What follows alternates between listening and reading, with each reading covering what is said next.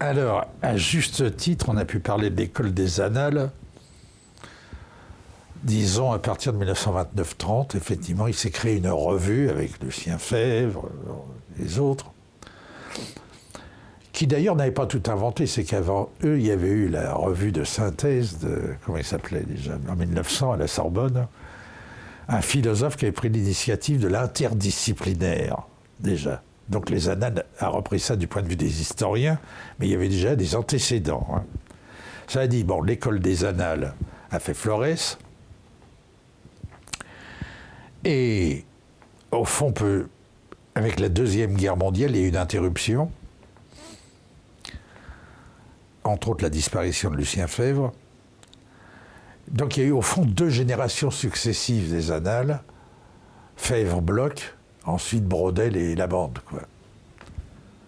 Problème est que posait Ruggiero Romano au Mexico en 1974, l'école des Annales n'existe plus. Lui qui en était un membre actif. Alors, le sens de la provocation à l'italienne du prince Ruggiero Romano, mais il posait un vrai problème. Peut-on encore parler aujourd'hui de l'école des Annales, aujourd'hui, en 2015 ? La revue reste de bonne tenue, mais elle n'est pas aussi percutante qu'autrefois. Elle ressasse aussi des problématiques déjà ressassées. La parenté chez les Dogons, c'est un thème qui a été quand même très rebattu. Présenter ça comme une nouveauté. Bon, ça sent un peu le fin de comète, tout ça. Alors par contre, oui, l'utilité de l'école des Annales, c'est qu'au fond, elle a permis de réconcilier un milieu universitaire, en particulier historien, avec le marxisme. Tout en se proclamant marxiste,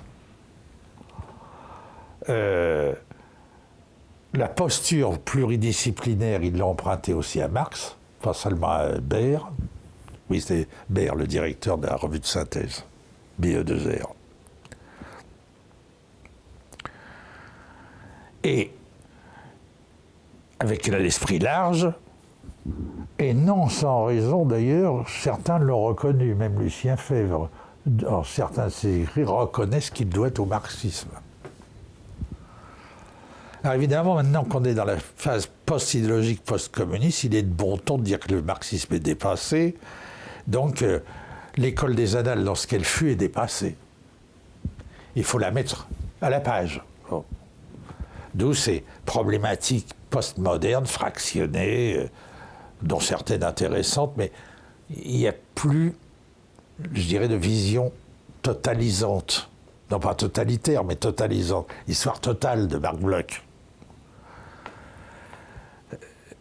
Oui, parce que là aussi, hein, entendons bien, total et totalitaire, c'est pas la même chose. Darwin produit une théorie totalisante de l'évolution du vivant, elle n'est pas totalitaire. Newton produit une vision unifiante de la physique, elle n'est pas totalitaire.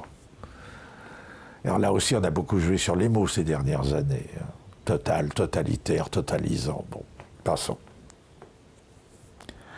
Donc effectivement, de ce point de vue, l'école des Annales a d'abord drainé en France, puis hors de France, de nombreux historiens et autres scientifiques sociaux, pratiquant l'interdisciplinaire, l'ouverture problématique et le raccordement aussi des problématiques scientifiques, historiques, historiographiques à des problématiques citoyennes. Encore que, même l'école des Annales, par exemple, on a quand même vécu la décolonisation, il n'y a pas tellement d'articles de l'école des Annales sur le colonialisme et la décolonisation. Comme si elle avait participé de cette espèce de consensus guy-molletien de ne nous prononçons pas sur le rôle positif ou négatif de la France dans le monde. Bon.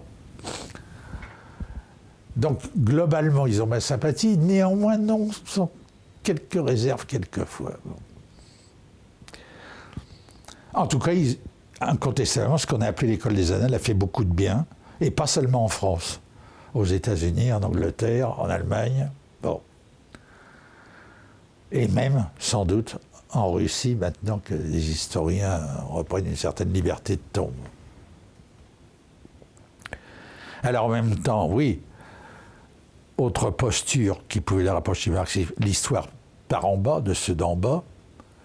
Et les subaltern studies, ce n'est pas une invention seulement des historiens indiens. C'était déjà en puissance dans l'école des annales. La féodalité expliquée par les serfs et pas seulement par les nobles. Bon. La société industrielle expliquée par les ouvriers, pas seulement par les patrons. Donc tout ça, ça a été très positif. Mais le Ruggiero Romano posait un vrai problème. Est-ce que l'école des annales existe encore aujourd'hui, sinon comme une nostalgie ou une référence académique?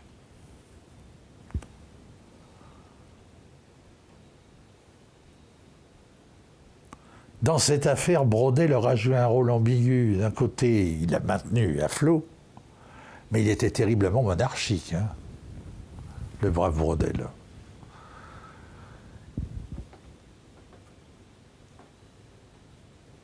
À la fin, on ne savait plus si on était à l'école des annales ou un filleul de Braudel, ce qui n'est pas tout à fait la même chose. Bon. Ce qui diminue en rien ses mérites par ailleurs. Donc.